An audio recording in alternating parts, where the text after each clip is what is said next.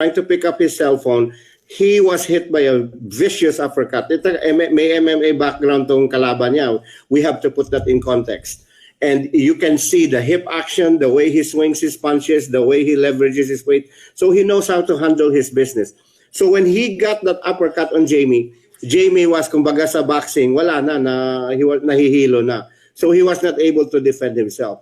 And there were also questions on his sobriety, which, which may or may not be true.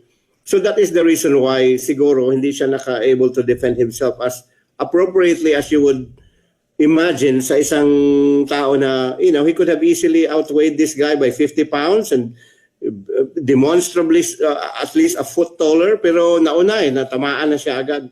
And kung baga sa it was a fatal blow, di ba? Hindi siya naka-recover. If you look at the video, he got sucker punched and he parang na frozen siya for a few minutes and then he backed out. Like that should have been the end of the fight when he retreated. And the guy just out of his own rage, and we would never know the context until both parties speak. So hindi natin kung na-angry na rin siya. So, but then yun, it's all about context. Yun ang